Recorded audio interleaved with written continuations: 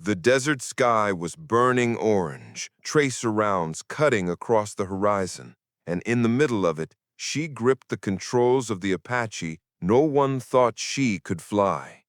Welcome to Velvo Stories, cinematic tales of courage, resilience, and the moments that change everything. These stories are fictional, created to inspire and move you. Where in the world are you watching from? Tell us in the comments. Your stories inspire ours. The forward operating base shimmered under the desert sun, the heat bending the air into waves that made even steel structures look liquid. The rhythmic thump of rotor blades echoed across the sand as one AH-64 Apache gunship lifted from the pad, banking hard into the wind. Dust whipped into spirals around the helipad, coating everything in a fine tan powder that clung to uniforms and equipment alike. To anyone watching, it looked like another routine day in a war zone that had seen too many already.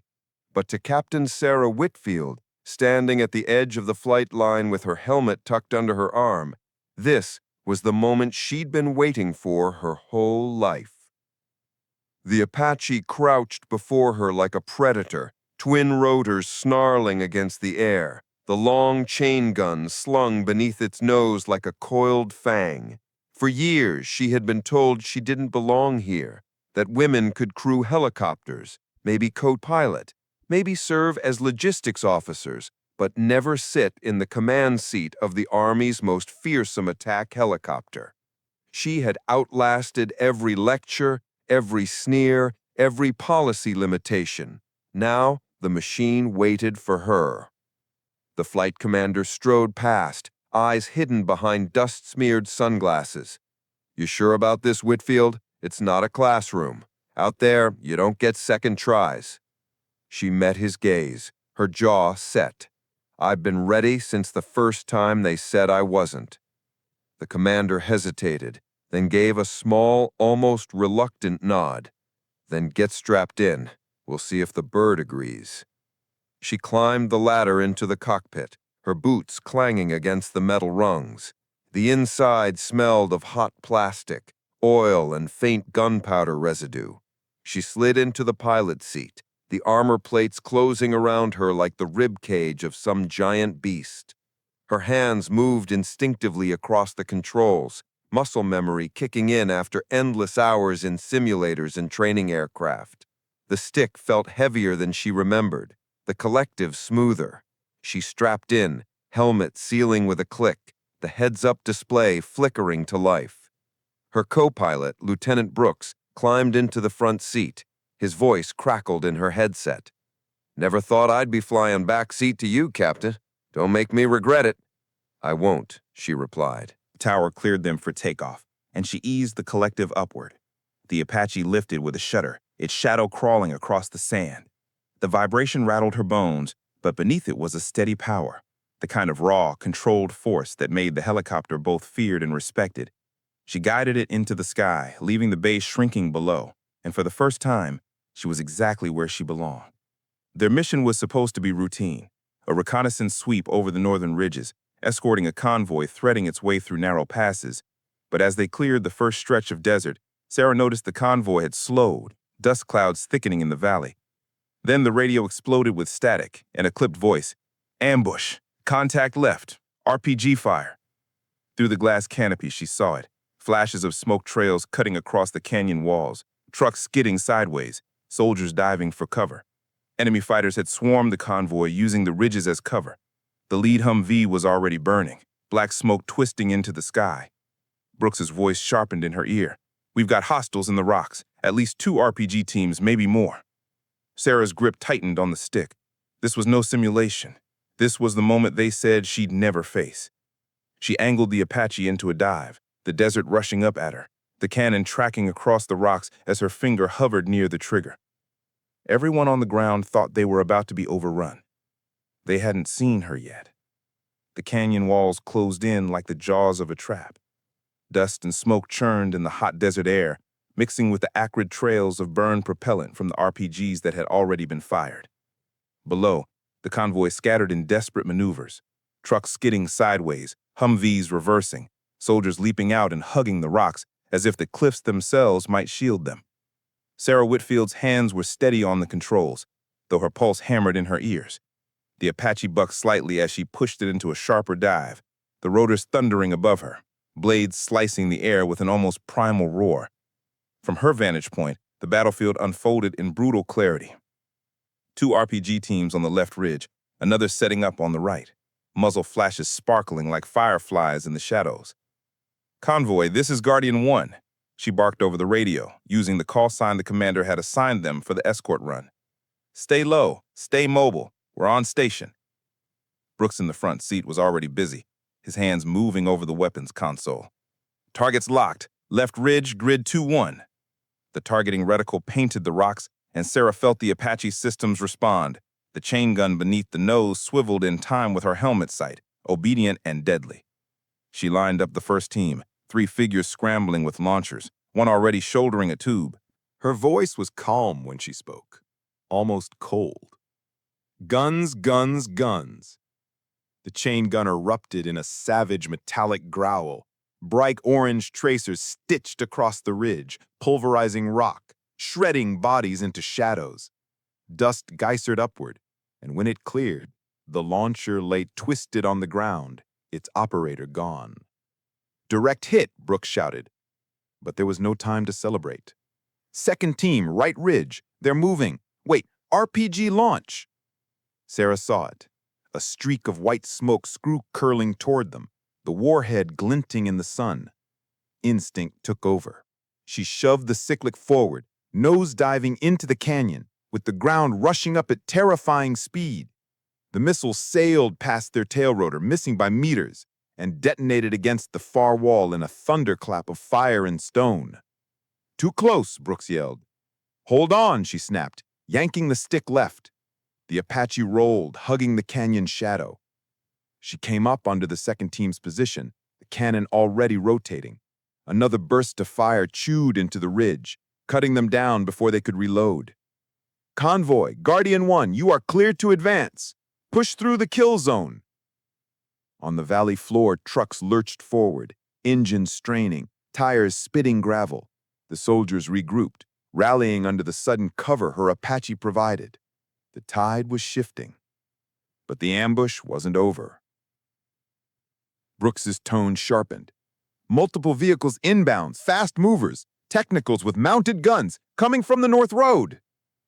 Sarah's eyes flicked to the horizon. Dust plumes swirled beyond the canyon's mouth, growing larger by the second. Through the haze, the outlines of pickup trucks appeared, each bristling with machine guns welded crudely to their beds. The enemy wasn't retreating. They were doubling down. The Apache thumped with power beneath her, its turbines whining as if eager for the fight. Sarah gritted her teeth. This was the moment no one had believed she could handle. No one except herself. "Brooks, spin up Hellfires. We're not letting them box in the convoy." "Copy. Cycling missiles hot." She leveled out above the canyon floor, the Apache steady now, predatory. The first wave of technicals broke through the dust cloud, guns already firing, tracers hissing up toward her.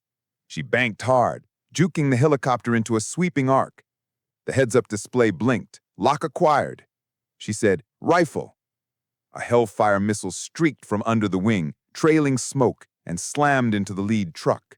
The explosion lit up the desert, a rolling fireball scattering debris across the road. The convoy roared approval over the radio, soldiers cheering through the static. "Second lock," Brooks called. "Send it!" Another missile whooshed out, striking dead center on the next pair of vehicles. The blast flipped them end to end, blackened steel raining down. The survivors broke formation, some swerving into the desert scrub, others braking hard in panic. Sarah pressed the advantage, the Apache circling like a hawk, cannon roaring. Bullets sprayed harmlessly across their armored plating as she cut the enemy line apart one by one. The ambush collapsed. Smoke drifted through the valley, acrid and heavy, as the last of the enemy scattered. The convoy pressed forward, battered but intact, soldiers leaning from the sides of their vehicles to wave at the gunship overhead. Brooks exhaled hard, his voice half awe, half disbelief. They said no woman could fly the Apache, but I just watched one save 40 men in less than 5 minutes. Sarah allowed herself the smallest smile beneath her visor, though her voice stayed cool. Then they'd better start rewriting their manuals. Above the battlefield, the Apache banked into the sun, its silhouette sharp against the desert sky. And for the first time, every soldier below looked up not with doubt, but with gratitude. The desert quiet after a firefight was unlike any silence Sarah had ever known. It wasn't the absence of sound. The rotors of her Apache still hammered above her head. The turbines hissed hot air through vents, and radios crackled with static and half-shouted orders. But beneath it all was a sudden stillness, an eerie calm that pressed in on every survivor of the ambush. The convoy below regrouped, trucks reforming into a staggered line as they pushed out of the canyon. Men leaned from windows and hatches, helmets tilted back, sweat cutting streaks through dust-stained faces. More than one soldier lifted a hand toward the sky, not in salute exactly, but in something close, and wordless acknowledgement that they were still alive because of her. Sarah steadied her breathing, the adrenaline surge bleeding away into something colder. She knew how close it had been. One lucky RPG, one mistimed maneuver, and the headlines would already be writing her epitaph. Instead, the desert floor bore the smoldering wreckage of trucks and weapons that had tried and failed to stop her. Guardian 1, this is Convoy Alpha. The voice on the radio was clipped, but not panicked anymore. Appreciate the cover. We're mobile again. God knows where we'd be without you. Sarah's reply was brief. Keep moving. We'll stay overhead until you clear the ridges. Beside him, Brooks let out a long breath. You just wrote yourself into the history books, Captain. I swear no one's going to believe this back at base. She didn't answer. She was already thinking ahead, not about the victory, but about what came next. And what came next was waiting. By the time they escorted the convoy to a safer stretch of desert road, command had already scrambled the airwaves. The forward operating base crackled into her headset. Guardian 1, return to base immediately. Commander Davis wants debrief now. Brooks muttered. That didn't take long. Sarah angled the Apache south, the desert stretching in endless waves of sand and shadow beneath them. The flight back felt longer, though her hands never left the controls. The base rose out of the heat haze at last, the perimeter fences, the hardened hangars, the flags snapping against the wind. When the Apache skids kissed the tarmac, ground crews swarmed it, attaching fuel lines, checking scorched paint from near misses. Sarah climbed down, helmet tucked under her arm, her hair damp with sweat. Brooks followed, giving her a look that mixed admiration with disbelief. Guess you just ruined every excuse they ever had. She didn't answer, because Commander Davis was already striding across the tarmac toward her. His sunglasses couldn't hide the hard set of his jaw. Inside, now. The briefing room was dim, cooled by an overworked air conditioner, its walls lined with maps and tactical boards. Davis paced like a caged wolf, while Sarah stood at attention. A few other officers lingered at the edges, watching her with unreadable expressions. You were given escort duty, not free rein to light up half the valley like it was the 4th of July. With respect, sir, Sarah said evenly. If I hadn't, the convoy would be ash by now. They were ambushed with armor-piercing ordnance and technicals. Standard escort protocols weren't going to cut it. Davis stopped pacing. His eyes locked on her, and for a moment the room was silent. Then he leaned forward on the table, knuckles white against the wood. Do you have any idea what you just did? Sarah didn't flinch. I saved 40 men, and I showed you that this helicopter doesn't care about gender. It cares about skill. A murmur rippled through the other officers. Davis's face tightened, but before he could reply, the radio on the wall crackled again, a priority transmission, sharp and urgent. Command to base, unidentified rotor contacts detected, inbound from the east, fast movers, possible hostile helos, estimated time to perimeter, 20 minutes. The room froze. Davis straightened, his anger instantly shelved. How many? We have 3 confirmed, possibly 4, gunships. Sarah's pulse spiked, but her voice was steady. Apaches? Me-24 Hinds, came the reply.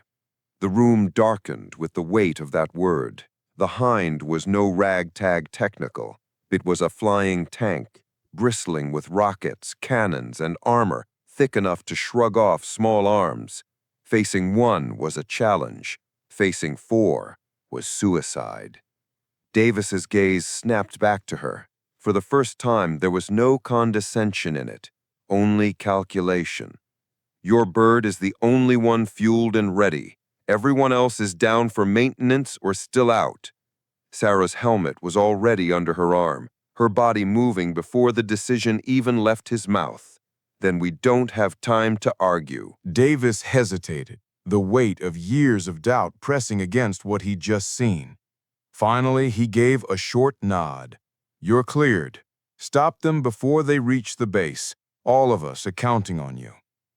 Brooks appeared at her side, strapping his vest tighter. Guess round 2's here, Captain, and this time the whole base is watching.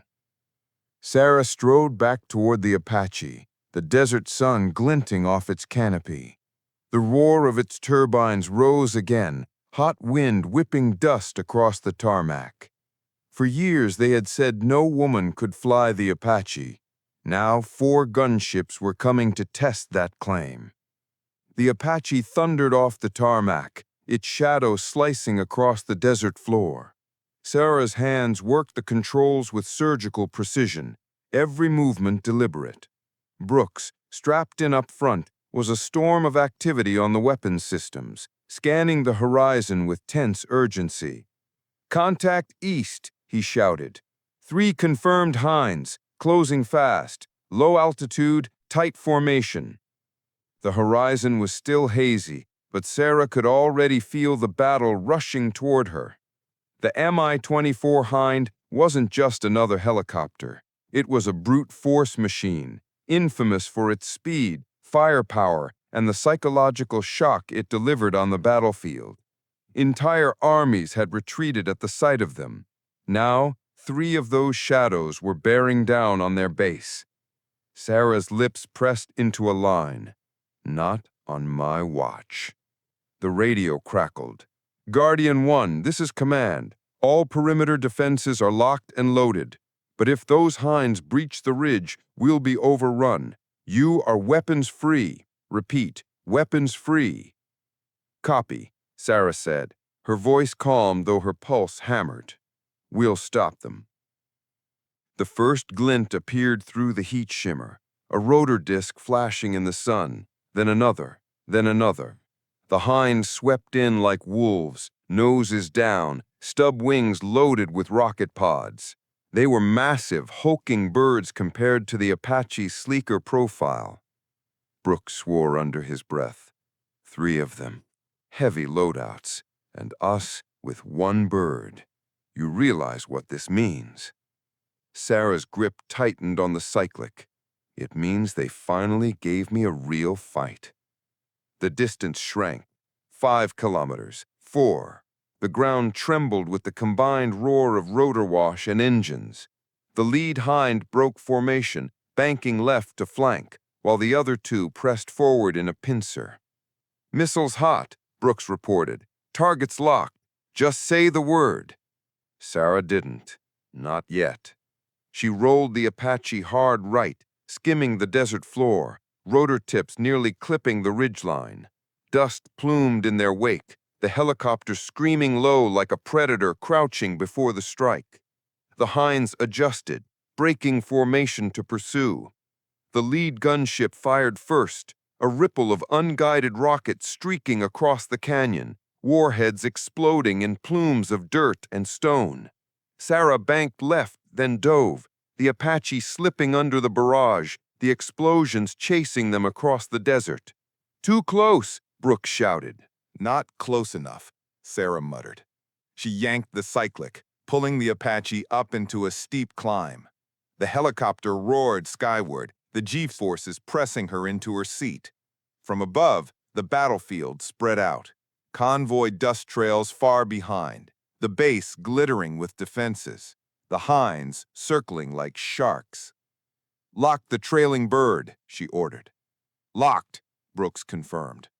"Rifle!" The Hellfire screamed off its rail, cutting a line through the sky.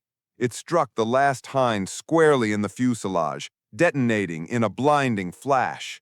The gunship spun like a dying bird, smoke trailing as it crashed into the desert floor in a rolling inferno. "One down," Brooks yelled, voice cracking with adrenaline. But the other two were already on them. The second Hind closed fast, its nose cannon chattering, rounds whizzing past the Apache's canopy. Sarah twisted the stick, throwing the Apache into a corkscrew dive. The desert blurred, tracer fire stitching the air where they'd been seconds before. "Brooks, talk to me," she demanded. "Second Hind locked, but he's in our 6, too close for missiles." Sarah made her decision in a heartbeat. "Then we'll bring the guns." She rolled the Apache level, nose dropping toward the third Hind. The chain gun swiveled with her helmet sight, crosshairs locking on. She squeezed the trigger, the gun snarling in bursts, streams of rounds tearing into the enemy herd's rotor hub. Metal shredded. The enemy bird shuddered violently, lost lift, and cartwheeled into the ground in a thunderous explosion. "Two down," Brooks shouted, but his voice was drowned out by a sharp thunk. Warning alarms blared across Sarah's console.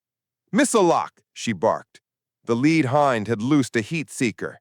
The Apache screamed in protest as Sarah dumped flares, jerking the bird into a wild, evasive climb. The missile chased the heat trail, detonating harmlessly in the sky behind them, but the shock wave rattled every bolt and rivet in the frame. "We're running out of luck," Brooks warned. "Not luck, skill," Sarah snapped. The last Hind swung around, nose cannon flashing, determined to finish the duel. The two helicopters faced each other across the desert expanse, rotors beating in time like war drums. Sarah inhaled once, deep and steady. She leveled the stick, eyes fixed on the oncoming monster. This ends now. The Apache and the Hind charged head-on, cannon fire blazing, smoke trailing from desperate flares. The desert between them vanished in seconds. At the last possible moment, Sarah kicked the rudder, spinning the Apache sideways in a sliding bank. The Hind overshot, its massive frame too sluggish to correct in time. "Now!" she shouted. Brooks fired. A Sidewinder missile leapt from its rail, cutting a bright arc straight into the Hind's exposed flank. The detonation shook the sky. The Hind vanished in a rolling fireball, fragments tumbling earthward like burning meteors. Silence followed, broken only by the Apache's engines and Sarah's steady breathing. 3 gunships had come hunting. Only one bird still owned the sky. Brooks let out a shaky laugh. They'll have to rewrite every damn manual after this. Sarah's eyes stayed on the horizon, where smoke trails drifted like scars across the desert sky. No, they'll just say no woman should fly the Apache, but they'll never again say no woman can. She pulled the Apache into a slow climb, circling back toward base. Below, soldiers on the ground stopped what they were doing, staring skyward as the lone helicopter returned, scarred, scorched, but unbroken. And for the first time, Sarah felt it. Not just survival, but victory. The Apache descended toward the forward operating base like a battered hawk returning from the hunt. Its paint was scarred, exhaust vents scorched black, and one panel on the tail boom rattled with each shift of the rotors. Yet it flew steady, defiant, every inch the machine that had just slain 3 Soviet-built gunships in the sky. On the ground, soldiers had already gathered, spilling from barracks, hangars, and defensive positions. The battle wasn't happening here anymore. It was written across the desert horizon in smoke and fire, but the entire base had heard the radio chatter. They knew what had happened. They knew who had done it. Sarah eased the cyclic back, skids kissing the pad in a controlled landing that sent dust pluming outward. The rotors slowed, but didn't lose their thunder. She powered down the systems, each turbine winding to a growling halt. For a moment, the cockpit was filled only with the ticking of cooling metal. Brooks twisted in his seat, pulling off his helmet with a grin so wide it looked unnatural on his battle-dirtied face. "You realize, Captain, we just rewrote the entire book on aerial combat. 3 Hinds, 1 Apache, and us still breathing." Sarah pulled her helmet off, resting it against her knee. Her hair clung damp to her temples, eyes hard but alive. She didn't smile back. "We survived. That's all that matters." They climbed out of the cockpit, boots hitting the scorched tarmac. A ripple went through the crowd waiting for them. It wasn't cheering, not yet. It was something heavier. Soldiers, mechanics, medics, officers, they stood straighter, faces tense with awe. Slowly it shifted, one by one, helmets tilted back, mouths open and raw, uncoordinated whoops of triumph. Applause broke out, ragged at first, then rolling like a wave. Sarah stood among it, helmet still in hand, unsure how to react. She wasn't a hero. She had simply done what the situation demanded. But the soldiers around her saw more. They saw a truth that had just ripped through every prejudice and policy they'd been taught. She could fly the Apache, and she could fight in it better than anyone else they'd ever seen. Commander Davis pushed through the crowd, his stride stiff, expression unreadable. The applause dulled as he approached, like the tide drawing back from the shore. He stopped in front of her, sunglasses hiding his eyes, but not the tension in his jaw. For a long moment, no one spoke.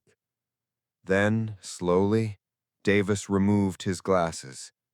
His eyes were sharp blue, ringed with fatigue, but there was no anger in them now, only the weight of recognition. "Captain Whitfield, you just saved this base. You saved the convoy. You saved lives I didn't think could be saved." Sarah met his gaze. "I did my job, sir."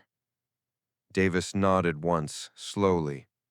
"Yes, you did your job, and you did it better than anyone here believed you could, including me." That murmur rolled through the crowd again, softer this time, but charged. Sarah felt every pair of eyes on her.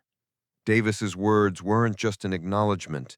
They were a reversal of every dismissal and restriction that had hung over her. But victory in war was never clean. The radio on Davis's belt crackled to life with the sharp tone of an encrypted channel. He lifted it, frowning as he listened. His face tightened, and when he lowered the handset, the applause had already died. "Washington is on the line," he said grimly. "They want a full report. They want to know who authorized you to engage, and they want to know why a captain was flying an Apache when policy says she shouldn't have been there in the first place." The words hung heavy in the hot air. The soldiers bristled, anger flashing in more than a few faces. Brooks muttered under his breath, "Unbelievable." Sarah kept her voice level. "So the brass would rather I let 40 men die than break their rule book?" Davis looked at her for a long moment. "You don't understand, Whitfield. What you did out there, it's undeniable, but it's also explosive. They'll be scrambling to cover themselves, to explain how it happened. Some will call you a hero, others will call you a liability. And the ones in charge, they don't like being proven wrong." The crowd shifted uneasily, soldiers exchanging glances. They all knew what Sarah had done. They had seen it with their own eyes, and none of them could unsee it. Sarah lifted her chin. Then they can write whatever reports they want. The desert knows the truth. These men know the truth. And I'll keep flying as long as someone out there needs me. For the first time, Davis's lips twitched into something that wasn't exactly a smile, but wasn't far from it. He raised his voice, sharp and commanding. You heard her. Get this bird rearmed, refueled, and flight ready. If more are coming, I want Guardian 1 in the sky. The crowd moved instantly, mechanics and crew rushing forward. Soldiers broke into cheers again, louder now, not for policy, not for politics, but for the pilot who had just carved her name into their survival. Sarah stood beside the Apache, the heat of its engines washing over her, the dust swirling like ghosts around her boots. She didn't know what Washington would decide. She didn't know what punishments or accolades waited. But here, in this place, at this moment, she had earned something no order could erase. Respect. Brooks leaned closer, his voice low. They can argue all they want. Out here, Captain, you just became the standard. And above them, the sky was still streaked with smoke, proof of the battle they had survived and the battles yet to come. The command tent was lit with harsh fluorescent lights, buzzing faintly against the desert silence outside. Sarah sat rigid in her chair, still in her flight suit, streaks of dust and oil dark across her sleeves. The heat of battle had left her body, but her heartbeat was still sharp and steady, like the echo of rotor blades she could not silence. In front of her, a laptop glowed with the seal of the Department of Defense. A face filled the screen, sharp-suited, gray-haired and framed by the sterile backdrop of Washington. A general, one of those who had the power to decide not only her future, but the policies that had caged her for years. Captain Whitfield, the voice was flat, clipped, devoid of warmth. We've reviewed the preliminary after-action reports. 3 hostile Hinds destroyed, 40 men saved, base secured. All of that is impressive. What isn't impressive is that you were in the cockpit of an Apache at all. Sarah kept her voice level, calm. With respect, sir, if I hadn't been in that cockpit, you'd be reviewing casualty reports right now instead of listening to me. The general's eyes narrowed, his expression unreadable. Policy exists for a reason. Flight assignments are not taken lightly. You were not cleared for combat operations, and yet you took it upon yourself. Davis cut in, standing behind her with his arms folded. She didn't take it upon herself. I cleared her. I made the call. Sarah glanced back at him startled, but Davis's expression was iron. The general's lips thinned. Then perhaps both of you will answer for this breach. The room bristled. Officers and enlisted alike had gathered around the edges, listening in silence, their jaws tight. Every one of them had watched Sarah tear 3 armored gunships out of the sky. Every one of them knew Washington's words rang hollow. Sarah spoke before Davis could. With all due respect, sir, you can strip my rank, ground me, and write your reports, but none of that will change what happened out there. None of it will change that I flew the Apache into a fight and came back when no one thought I could. The general leaned forward, his face filling the screen. You think this is about what you did, Captain? This is bigger than one sortie. It's about precedent. It's about control. If we acknowledge you, then we acknowledge that the rules were wrong. His words were meant to intimidate, but Sarah didn't flinch. Maybe the rules were wrong. Maybe they've always been wrong. And maybe it's time you stopped worrying about control and started worrying about survival. Because the enemy out here doesn't care about your policy. They care about whether we can fight back. Today, I proved we can. Silence stretched across the line. The general's jaw tightened. Then he leaned back in his chair. "We'll see what the review board decides." The screen went black. The air in the tent was heavy, everyone staring at the darkened laptop. Sarah exhaled slowly, rising to her feet. "So that's it then.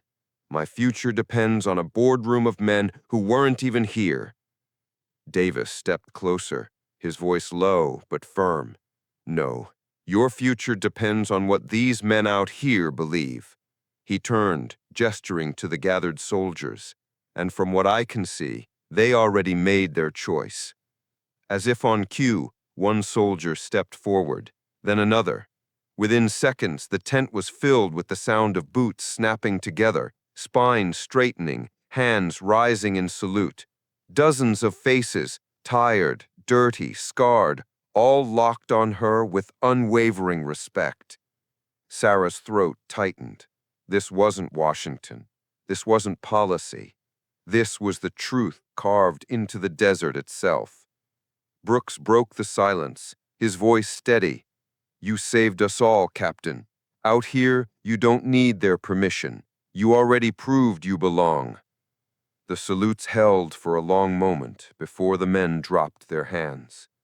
Outside, the sun was setting, casting the sky in a blaze of red and gold. Sarah stepped out into it, the cooling air brushing her skin, the silhouette of her Apache dark against the horizon. She knew Washington might try to bury her. They might try to erase her flight, rewrite the story, call it a breach instead of a victory.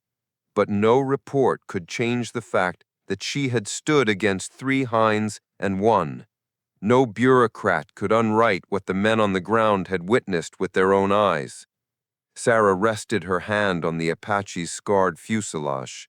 The machine hummed faintly, cooling, alive in its own way. She whispered, not to the brass in Washington, not even to Davis or Brooks, but to herself. They said no woman could fly the Apache. Now they'll never forget that one did. And as the desert darkened around her, she knew this wasn't the end of her fight. It was only the beginning.